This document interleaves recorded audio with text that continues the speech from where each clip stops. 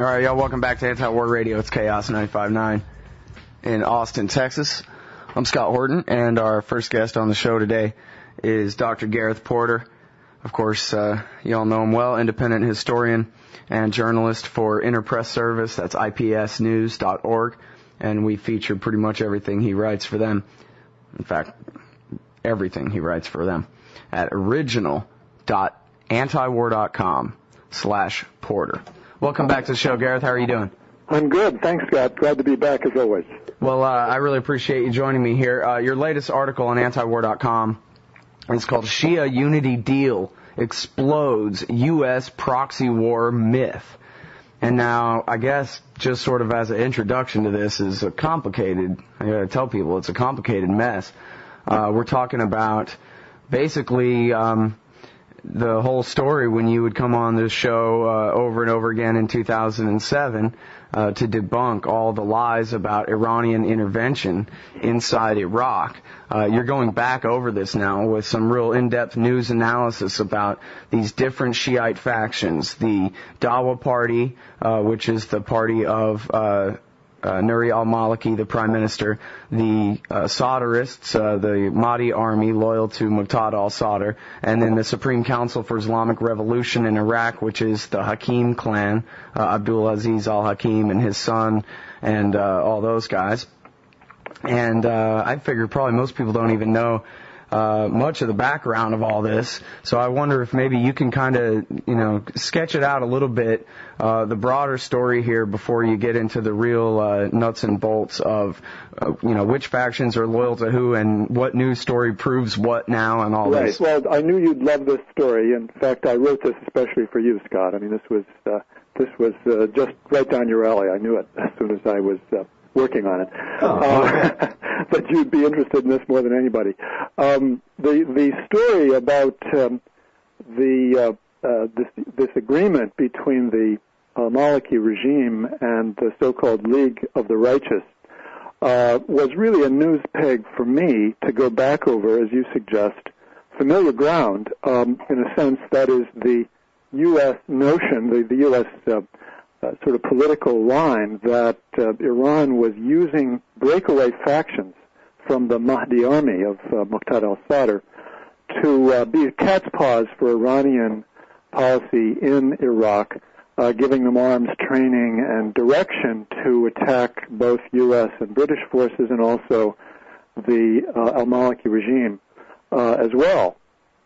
And as you suggest, I was always skeptical about that and wrote a number of pieces, several pieces, on the theme that this was indeed a propaganda line which didn't correspond with reality.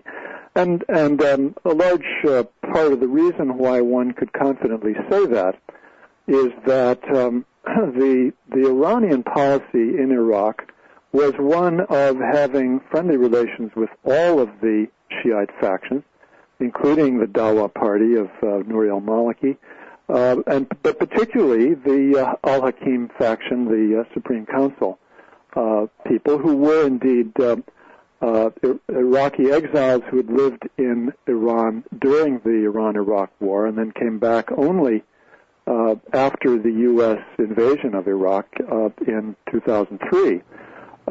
And represented most clearly the Iranian point of view and were known to be on the Iranian payroll, in fact. And this was the faction among the Shiite majority that George Bush favored, of course, the whole time too. Maliki and the Dawa party only took power as some sort of compromise between the Supreme Islamic Council and the Muqtada al-Sadr guys, right? That is correct, and indeed, Sadr was really quite antagonistic toward Iranian influence, and the Sadrists generally, the Mahdi army generally, were antagonistic toward Iran because of their support, because of the Iranian support traditionally for the rivals of Muqtada al-Sadr and his father, which, as you say, were the al-Hakim clan.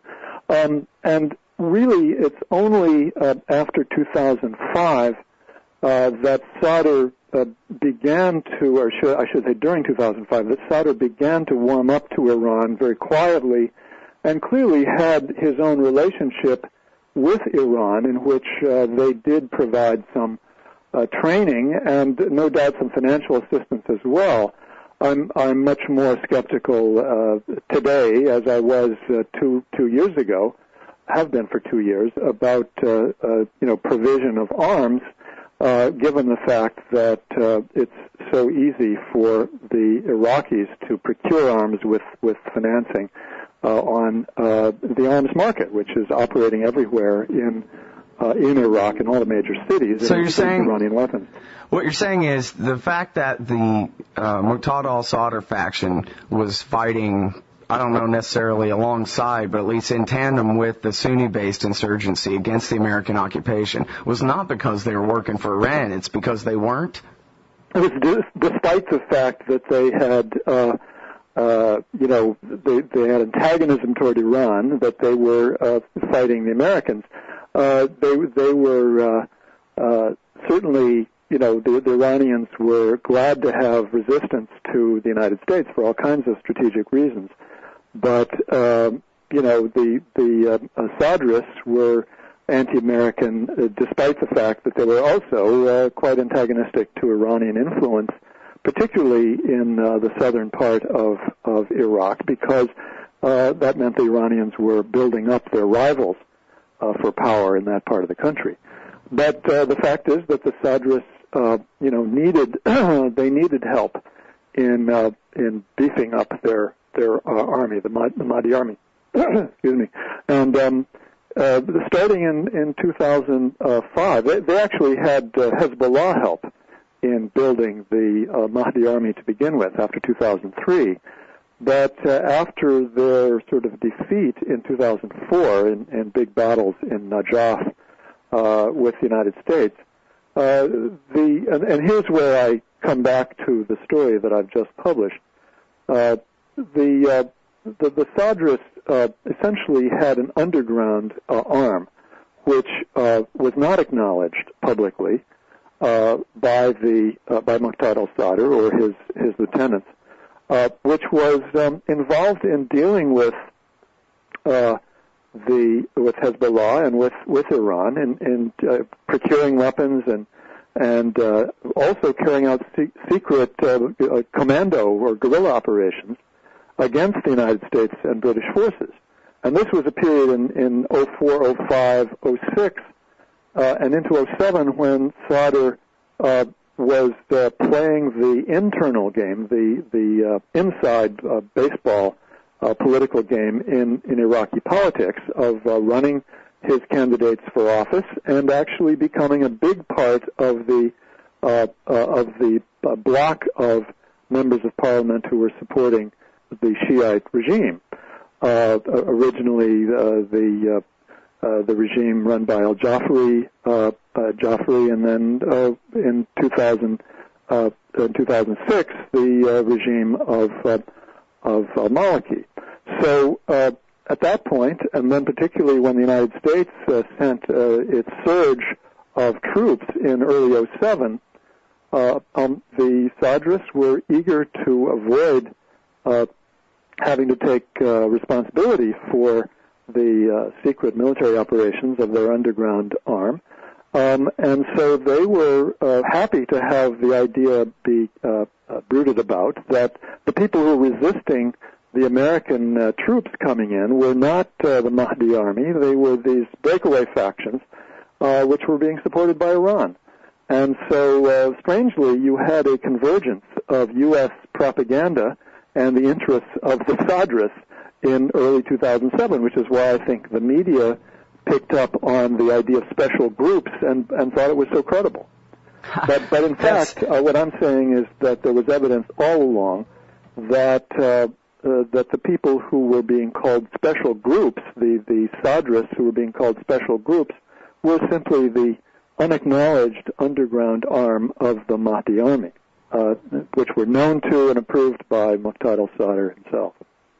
And so this agreement that is the peg for this story, which is a unity agreement between the al-Maliki regime and this League of the Righteous, which are precisely the personalities who were associated by the Americans with this so-called special groups, shows that in fact these people were called the League of the Righteous, were in fact associated with al-Sadr all along, because what we find out is that the people negotiating on behalf of the League of the Righteous in this unity agreement were people who were very close to al-Sadr, who never broke with him at all. One was the leader of the Sadrist bloc in the parliament, and the other one was arrested in 2007, only in January 2007.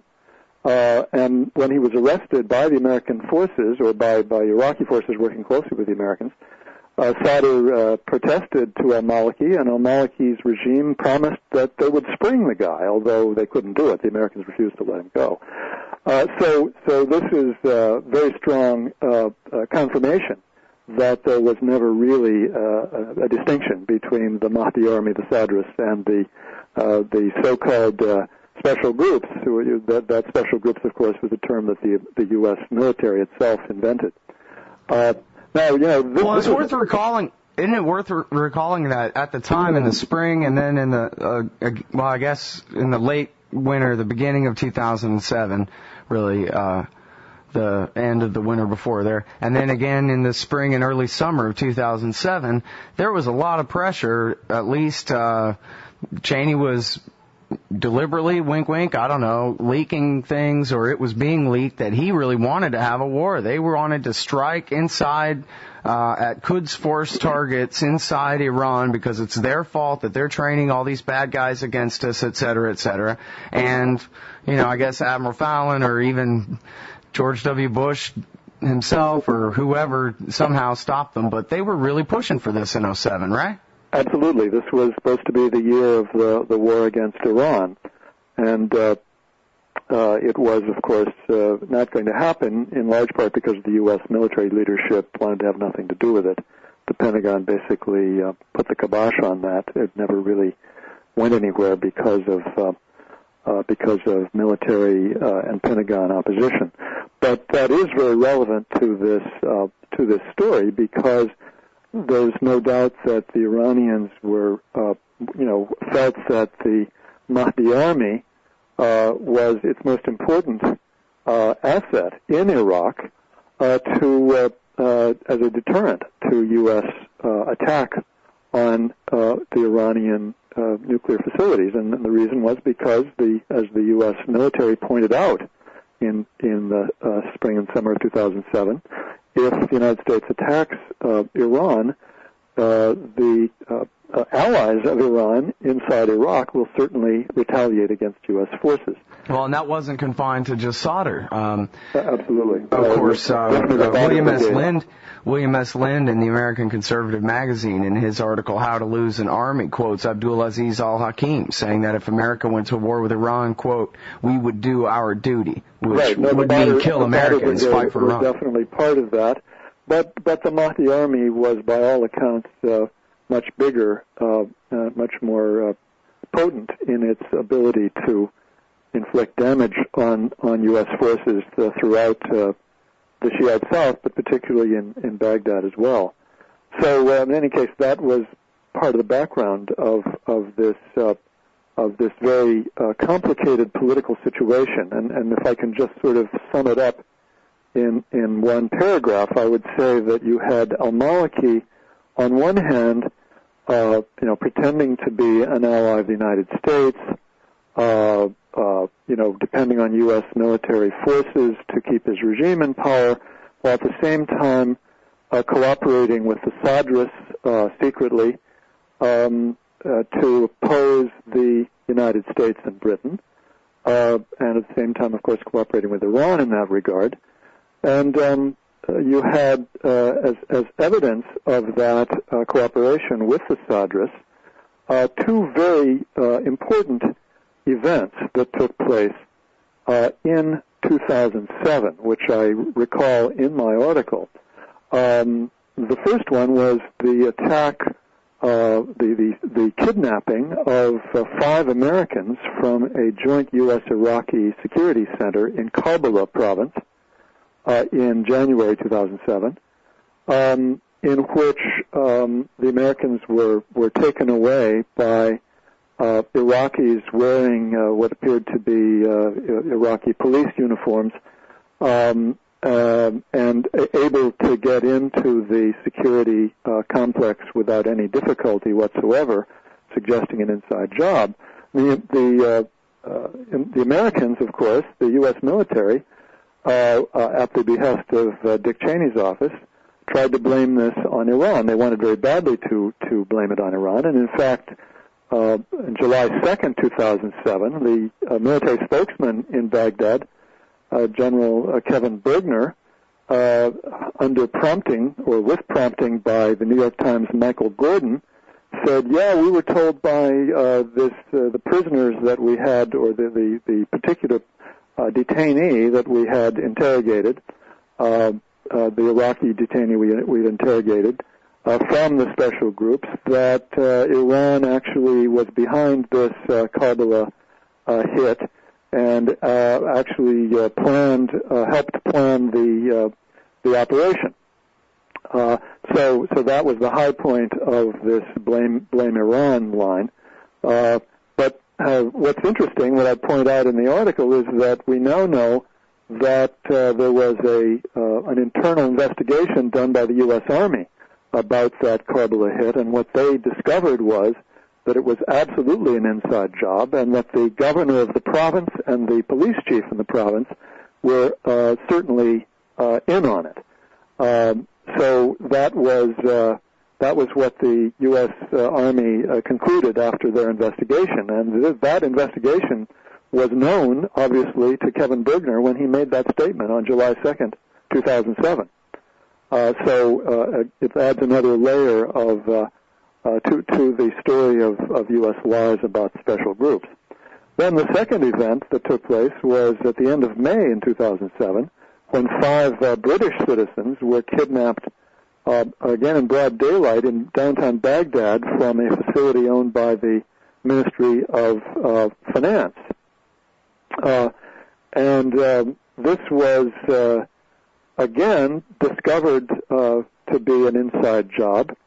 In this case, there were 20 white Land Rovers who drove up to the facility, entered again without any opposition, and basically took away the 5 Britons without a shot being fired. 4 of them are now known to be dead or believed to be dead. 1 may still be alive, and there's a hostage who is figuring in this deal that was forged between the Maliki regime and the League of the Righteous. The League of the Righteous later had a video that they released. They released more than one video in which one or more of the British hostages at that point were appearing. And the League of the Righteous then eventually began to offer a deal to release their hostages in return for the release of Shia detainees, including the head of the League of the Righteous, who the Americans had, of course, identified as the head of the special groups. Now, the story, which has now come out because The Guardian did a 10-month investigation of that May 2007 kidnapping of the British, it turns out that was very definitely an inside job. In fact, it was undoubtedly carried out not by Shia insurgents, but by people in the Ministry of Interior. And that's because the 20 Land Rovers involved in it were identified by eyewitnesses who happened to be intelligence agents of the Iraqi government as belonging to the Ministry of Interior. But now, so what was the purpose of those attacks if it wasn't a message from the Iranians that, listen, if you bomb us, we have this kind of capability to get at you, even in Baghdad? How do you like that?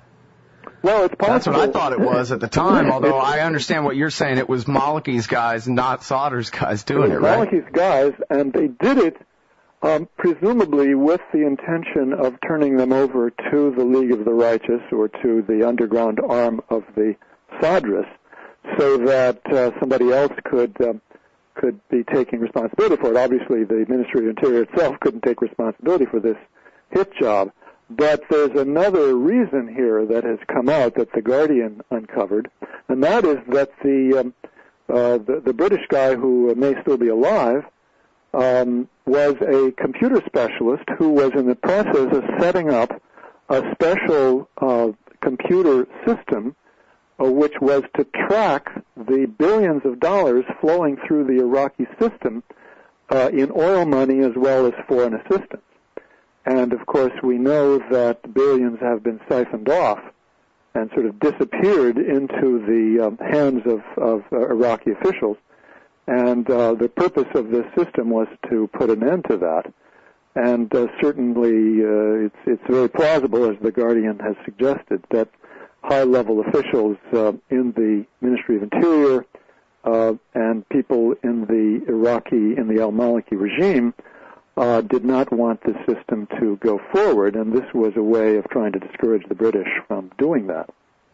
Well, in a way, if I understand the situation right, you really have to hand it to al-Maliki. If he's been able to play off the Solderists and all the different scary faction and the Iranians and the Americans, he's got George Bush and Barack Obama built an army for him, and then now he gets to flip-flop from being a pro-Iranian secessionist type, for quote-unquote strong federalism or whatever, to now being a nationalist hell-bent on kicking America out. He might as well be Sauder now or whatever.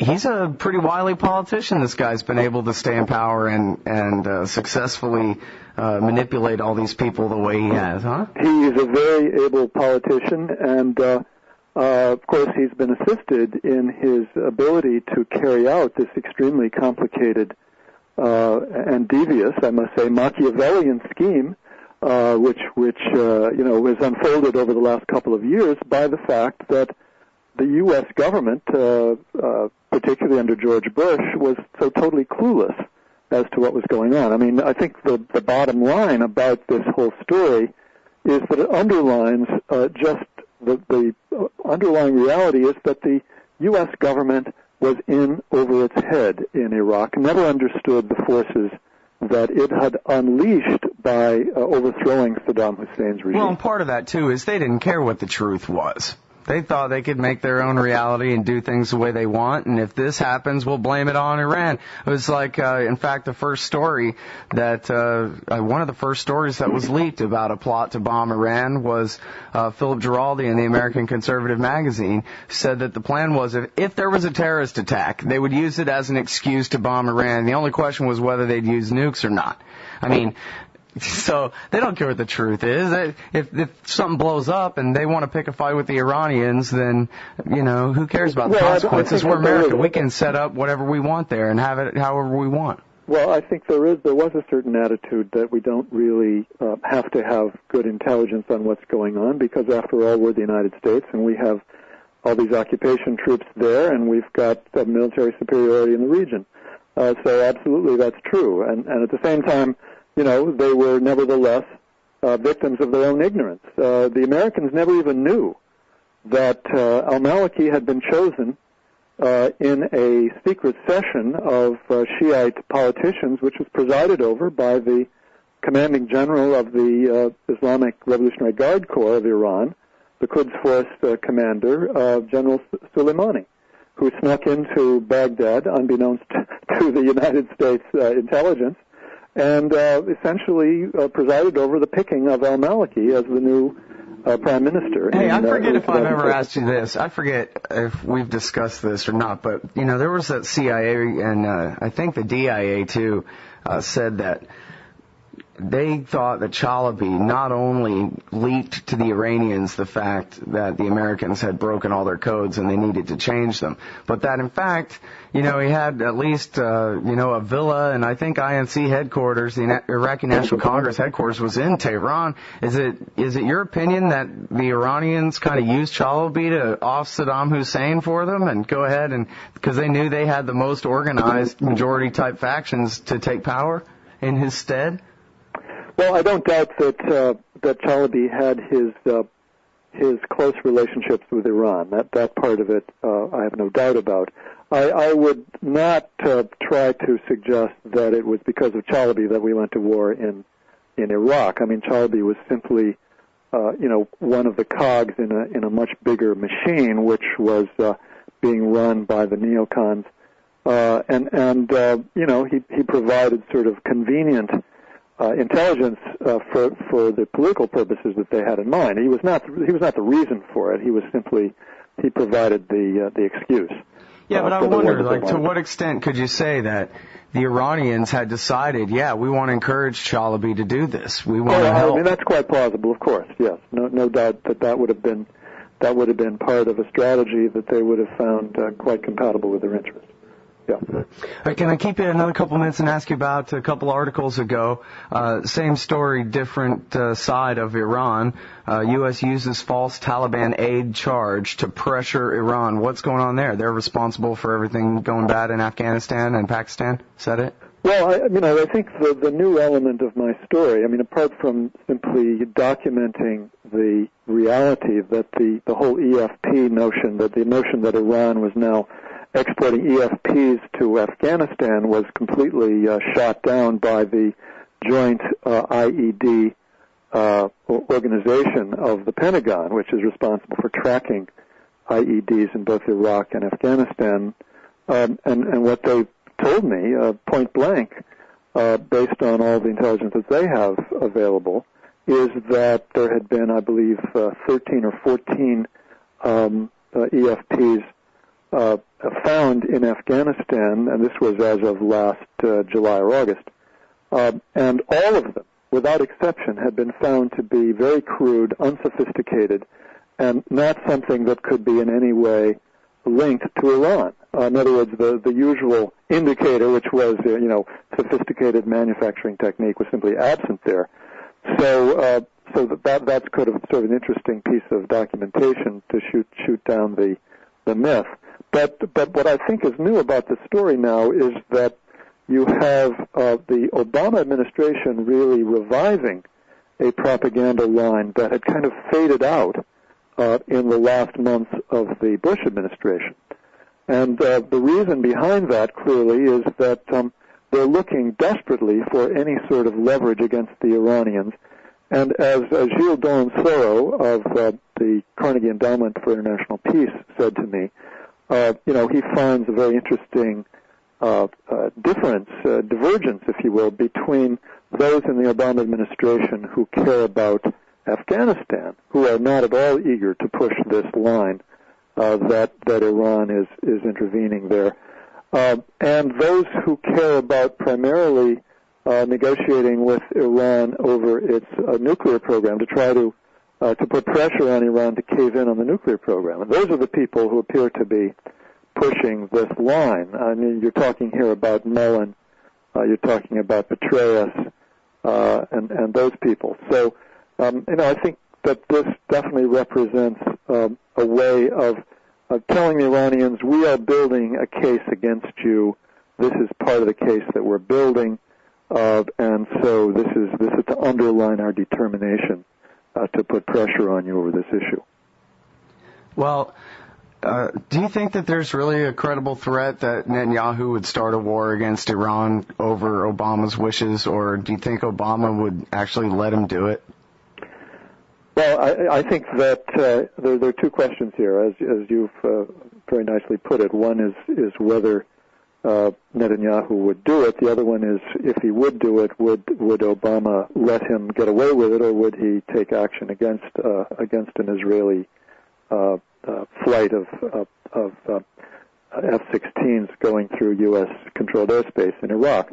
I think the answer to the second question, unfortunately, at this point, looks like a negative. That is to say, I'm sorry, it's a positive that Obama would let him get away with it if he were to decide to do it. I've just seen no evidence that suggests that there is a political will on the part of the Obama administration to stand up to Israel on this issue. And on the contrary, I see evidence that the United States would be unwilling to take action directly against an Israeli attack. Now, on the other hand, I think at this point, on balance, it's unlikely that the Israelis would take action unilaterally. And the reason for that is that that they do need the United States really to be part of the plan, because everybody knows that as soon as an attack took place, the Iranians would retaliate not just by attacking, U.S. Military installations, but more importantly, and perhaps by trying to hit a U.S. ship in the Strait of Hormuz or the Gulf, Persian Gulf, but more importantly by basically mining the shipping channels through the Strait of Hormuz, a rather narrow channel, which are very, very vulnerable, which is very vulnerable to the threat of mining by the Iranians. And then it's a question of how long they could do it for and how effective U.S. military operations would be against that. And it would simply be a mess. I mean, the global economy would suffer a huge downturn, and the Israelis arguably would be blamed for it. And so I think, there are some constraints on the Israelis at this point. On balance, I would say it's not likely, but on the other hand, I still can't rule it out completely by any means. Here's the thing, though. I mean, we've talked all along about how the nuclear program, the so-called nuclear threat to Israel, is just a bogus sham of an excuse for regime change policy anyway. The State Department, INR, right here in the Washington Post today, is saying that, they're years away from the technical capability to really even crank out weapons-grade uranium. So why do the Israelis want to bomb Iran so bad anyway? I mean, this is ridiculous, isn't it? What are you talking about? It is not a rational policy. This is an irrational policy on the part of Israel to even consider the bombing of Iran's nuclear facilities. I have an analysis of it, which is a systemic analysis, looking at the Israeli national security state as a parallel to the U.S. national security state, with all of the same, or at least many of the same mechanisms, the same dynamics at work. This is a hyper-militarized state, which believes in the efficacy of military force, believes rightly that Israel is the dominant military force in that area. Except for the United States, and therefore, has a strong tendency to believe that somehow that is the answer to all of their problems. Now, do they actually believe the myth that the Iranians are trying to commit genocide against Jews and against the Israelis? I don't think so. I don't think that's the case. I think they have secretly a more realistic understanding of the Iranian calculus and policies.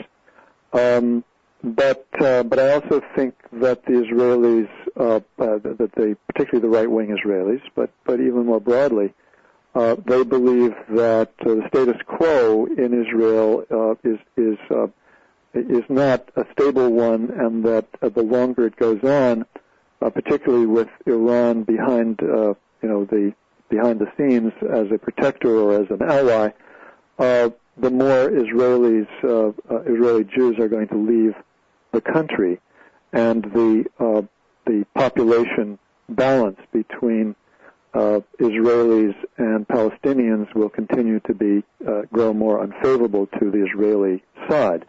And so their peace movement will flee, you're saying?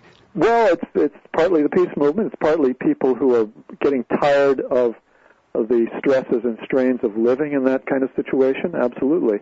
It's primarily, definitely, the war against the Palestinians that is causing this, not Iran. But nevertheless, it is part of the rationale for hyper-militarism in the Israeli state that we must do something to somehow to quiet down the disquiet which is growing in Israel, and one way to do that is to attack Iran. So So I think, my view is that this is really a function of the kind of state that has arisen in Israel over the last few decades.